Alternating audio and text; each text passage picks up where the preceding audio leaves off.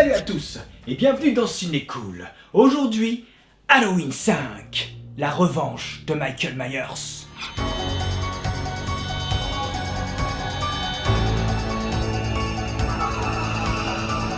Celui-ci est pour moi celui qui a le plus le goût des années 80.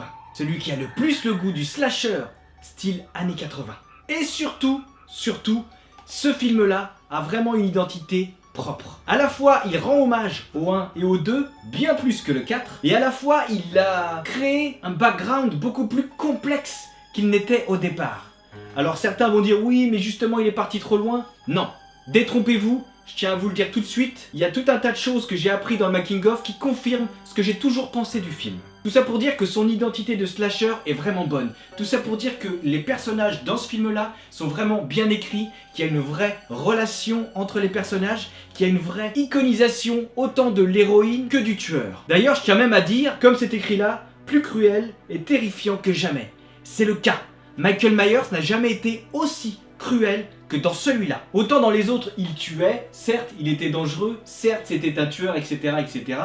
Mais dans celui-là, il y va franco, et surtout au niveau de l'identité, au niveau de la surprise et au niveau des rebondissements auxquels on ne peut pas s'attendre que le film fait, tout simplement parce qu'il est réalisé par Dominique Otna-Girard, un réalisateur français qui avait une vision très particulière de Michael Myers. Et je trouve vraiment que c'est ça qui transpire dans ce film-là. C'est ça qui en fait un Halloween unique dans toute la saga. Si vous avez vu Halloween 4, vous savez très bien que dans le 4, on est beaucoup plus dans l'action, entre guillemets. C'est-à-dire que Michael Myers se retrouve poursuivi par tout le monde.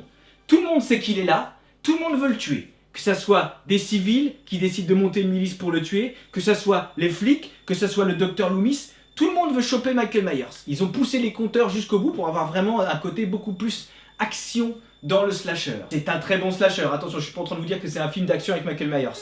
Mais on sent que vraiment c'était centré là-dessus. Que le but était vraiment qu'il se passe beaucoup de choses et qu'il y ait beaucoup de trucs autour de Michael Myers qui soient beaucoup moins The Shape et beaucoup plus une menace concrète. Alors que dans celui-là, il redevient la silhouette. La police a réellement confirmation de sa présence que vers la fin. Car il commet des meurtres mais il cache les corps. Les corps qui vont être retrouvés à la fin. On retrouve réellement Michael Myers avec tout son côté fantomatique, avec tout son côté stalker, avec tout son côté vraiment l'ombre qu'on voit souvent en arrière-plan. Là, il y a beaucoup de plans, toute une scène en particulier qui se passe dans une maison où on voit Michael Myers souvent passer derrière, souvent en fond, derrière une fenêtre, dans le fond d'un placard, etc., etc. On le voit régulièrement avant qu'il intervienne. Tout comme dans le premier Halloween. Certes, c'est pas fait de la même façon, certes, on n'a pas John Carpenter derrière la caméra, mais dans tous les cas, je trouve ça vraiment super d'avoir réussi à refaire un Halloween qui soit très proche du 1 tout en étant très différent. La raison pour laquelle je vous dis que Michael Myers n'a jamais été aussi cruel, c'est tout simplement parce que ce qu'il fait subir à Jamie Lloyd, c'est vraiment bien pire que ce qu'il a pu faire subir à Laurie. Quelque part, quand je regarde ce film-là, je confirme que c'est vraiment Jamie qu'aurait dû avoir un Halloween 20 ans après. Et ce qui est extraordinaire surtout, et ce qui va vous clouer dans ce film-là, c'est que tous les codes traditionnels des slashers, vous pouvez les oublier. Les trucs du genre, ouais, ce personnage-là, il est comme ci, il est comme ça, donc il ne mourra pas, oubliez-le. Vous ne savez absolument pas qui va mourir et quand. Et ça, c'est vachement cool. Avoir un truc qui se permet justement d'aller aussi loin. D'ailleurs, je tiens à vous préciser que, à l'origine, le Dr Loomis est censé mourir à la fin de cet épisode-là. Au final, ils n'en ont pas tenu compte dans le 6. C'est vrai aussi que, à la fin du film, ils ne le précisent pas vraiment non plus. Certes, on ne le voit plus à la fin, on le voit tomber avec Michael, etc. Donc on se doute, mais c'est pas clair. Et c'est vrai qu'ils n'insistent pas trop là-dessus. C'est pas forcément grave, mais c'est un choix un peu étrange pour un personnage aussi important que le Dr Loomis. Et d'ailleurs, je tiens à être clair, le Dr Loomis n'a jamais été aussi important que dans celui-là. On a même la sensation qu'il est presque devenu fou. À force d'être obsédé par Michael Myers, et en plus, à savoir justement ce lien qui a été créé entre Jamie et Michael dans le 4, dans celui-là, il est poussé au maximum. Dans celui-là, qui démarre après cette fin extraordinaire du 4, où Jamie se retrouve habillé en clown avec le ciseau qui a poignardé sa belle-mère. Alors tu penses qu'elle est morte à la fin du 4. On ne sait pas, parce qu'on ne l'a pas vu ni quoi ni qu'est-ce, mais on suppose qu'elle est morte. En réalité, non. Dans le 5, on dit bien que Jamie l'a poignardée, mais elle ne l'a pas tuée. Et il n'empêche qu'elle est dans un hôpital pour enfants depuis plus d'1 an. Et qu'elle est devenue muette. Ce qui est parfaitement compréhensible vu le choc qu'elle a subi et le fait qu'elle ait été littéralement mise en connexion directe avec Michael Myers. Là, c'était plus seulement des petites images, des petites bribes d'apparition comme elle avait dans Halloween 4. Là, ça y est, elle est rentrée littéralement en contact parce que Michael a vu qu'il était en contact avec elle et elle sait qu'elle est en contact avec lui. Et le film va beaucoup jouer là-dessus.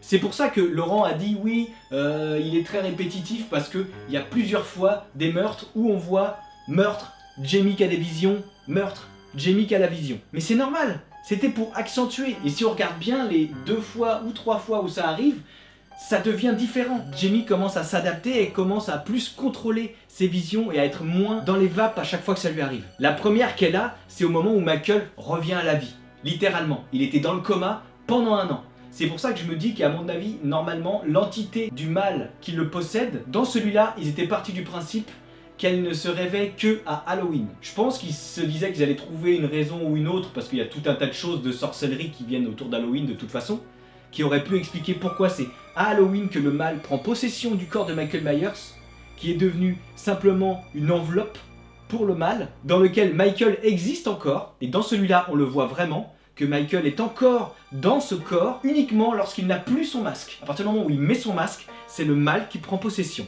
Les vrais problèmes de ce film viennent du fait que quand ils ont démarré, ils avaient un début de scénario mais ils n'avaient pas tout.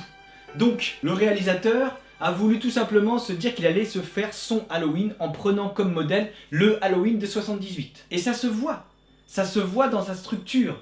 On sent qu'il a mis sa patte, qu'il a mis sa façon de faire avancer les choses, mais on sent qu'on est très proche d'un Halloween 78 dans la manière d'évoluer de Michael. La seule différence avec celui-là et celui de 78, c'est qu'il y a Jamie qui voit ce que voit Michael, qui le voit principalement au moment où Michael est sur le point de tuer quelqu'un, où Michael est sur le point de faire quelque chose qui lui plaît vraiment, de laisser sortir le mal qui est en lui. Et c'est vachement cohérent, c'est vachement logique. Le moment où le mal revient en lui, c'est là qu'elle recommence à avoir des grosses visions de lui, et le moment à chaque fois qu'il va tuer quelqu'un, c'est là qu'elle a des visions de ce qu'il est en train de voir, et elle ressent ce que ressent Michael Myers. Ce qui est logique vu la fin du 4. J'aurais vraiment aimé avoir une vraie suite à Halloween, car je me suis rendu compte en regardant le making-of qu'en fait le 6 n'était pas prévu. Ils ont rajouté en plein milieu du scénario, ils avaient déjà tourné plein de trucs, ils avaient déjà quasiment, pas forcément terminé, mais ils savaient où ils allaient, ils ont rajouté tout un tas de plans avec ce fameux mec en noir qui était censé venir délivrer Michael Myers,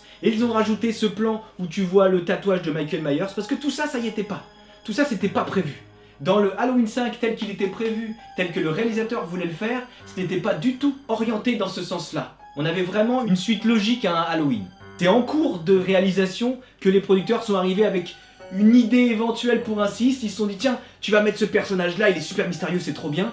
Et apparemment, même les acteurs, c'est ce que disait Daniel Harris, même tous les acteurs, ils se demandaient qu'est-ce que c'était que ce personnage-là.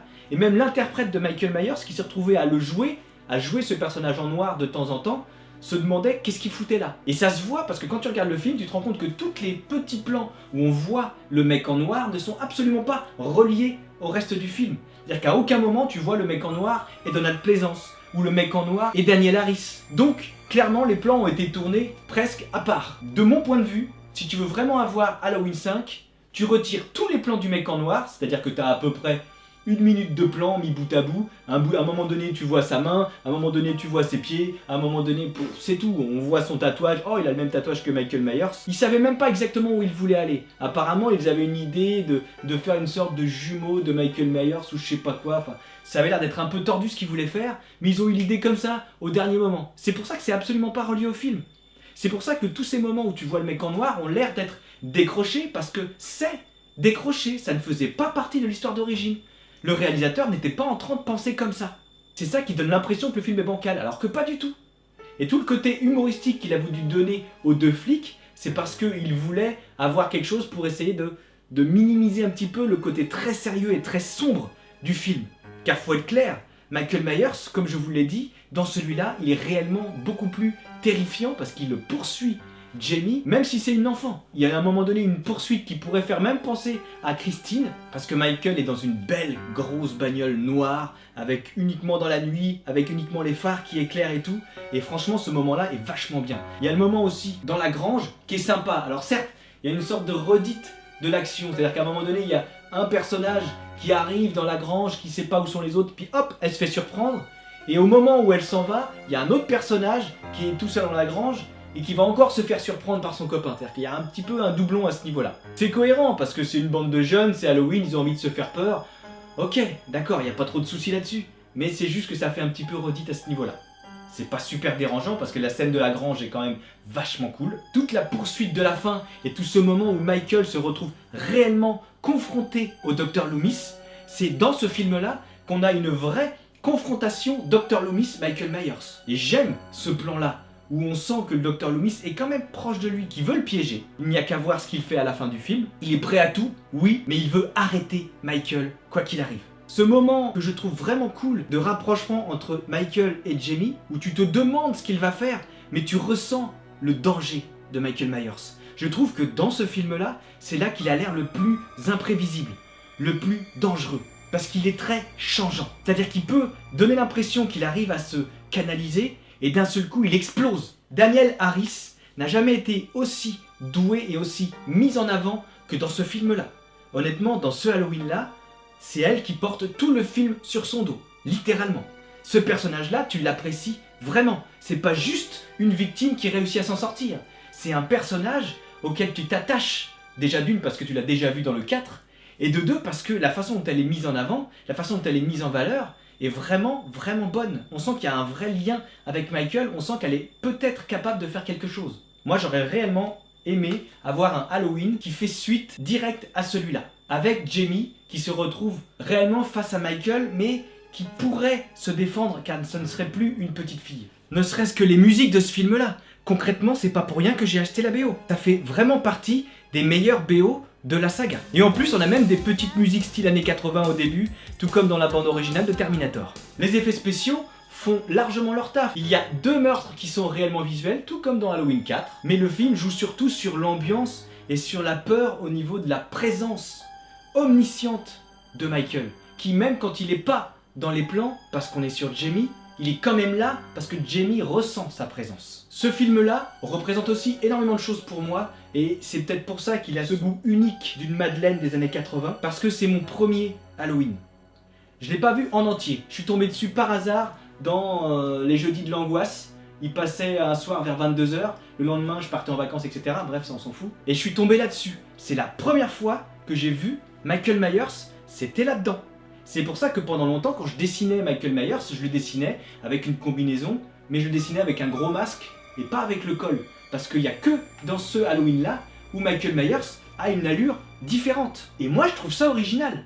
Je trouve ça sympa d'avoir justement cette allure d'un Michael Myers un peu plus fatigué, avec ce masque qui est beaucoup plus tombant, mais qui quelque part prend encore plus possession du personnage. On sent qu'il y a le corps qui est là, mais que c'est le masque qui dirige tout. Et vu que le masque représente le mal, représente ce qu'est réellement Michael Myers, bah c'est vachement cohérent. Et surtout, vachement mieux que celle d'Halloween 6, où on dirait juste une grosse dinde avec un masque de Michael Myers. Dans tous les cas, je vous le demande, s'il vous plaît, donnez une chance à ce film. Franchement, il le mérite. Je suis sûr que si vous le regardez en faisant abstraction de ce que je vous ai dit, vous allez le trouver bien meilleur. Si vous le regardez tout comme un vrai Halloween, et pas comme une espèce de prémisse à Halloween 6 qui est le plus pourri de toute la saga, bon, non, j'avoue, le 8 est vraiment naze. D'ailleurs, le 8 est une preuve que Rosenthal n'est pas le réalisateur d'Halloween 2, puisque c'est lui qui a fait Halloween 8 tout seul, et on voit ce que ça donne. Regardez ce film. S'il vous plaît, regardez-le. Déjà, si vous aimez Danielle Harris, vous aimerez ce film-là, je trouve que c'est littéralement le meilleur de toute sa carrière. Merci d'avoir regardé cette vidéo jusqu'au bout, et sur ce, je vous dis... on se voit bientôt.